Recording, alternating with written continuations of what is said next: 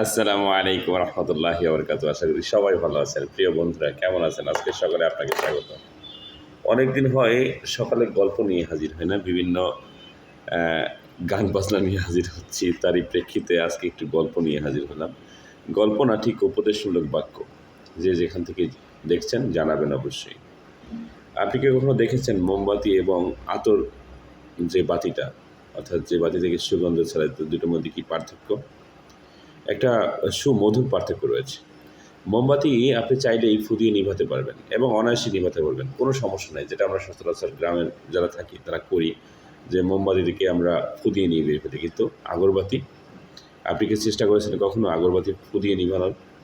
ফু দিবেন, ও মানে ওর দৃঢ় গতিতে, অর্থাৎ দ্বিগুণ গতিতে ও আরও জ্বলে উঠবে। ফু দিয়ে আগরবাতি নিভানো যায় না। আপনার ভিতরে যদি জ্ঞান থাকে, আপনার ভিতরে যদি প্রতিভা থাকে, সেটা কোনোভাবে নিভানো সম্ভব না। আর আপনার ভিতরে যদি মানে মোমবাতির মতো প্রজ্বলিত কিচ্ছু জ্ঞান থাকে, হালকা জ্ঞান থাকে, স্বচ্ছ জ্ঞান থাকে, যার গভীরতা খুবই কম, সেটা যে কোনো সময় নিভে যেতে পারে। আর আগরবাতির জ্ঞানটা ঠিক ওরকম না। আগরবাতিটা হলো একদম ভিতর থেকে জ্বলে, সে সুগন্ধ ছড়ায়, পবিত্রতা বুঝায়।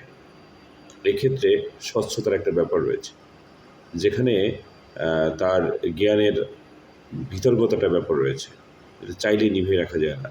সুতরাং আপনি যেখানে যে অবস্থাতেই আছেন না কেন, আপনার ভিতরে যদি স্বচ্ছতা থাকে এবং এবং সেই স্বচ্ছতা থেকে যদি সুগন্ধ ছড়ায়, আপনার কাছ থেকে যদি সমাজ ভালো কিছু পায়, আপনার কাছ থেকে যদি আপনার গ্রাম, আপনার পাশের মানুষ ভালো কিছু পায়, আপনাকে নিভিয়ে রাখা অত সহজ নয়। মাথায় রাখুন। আর আমার সমাজের জন্য, আমাদের সমাজের জন্য, আমার প্রাণের মানুষদের জন্য, আমাদের মানুষদের জন্য ভালো কিছু করুন। শুভকামনা। আসসালামু আলাইকুম।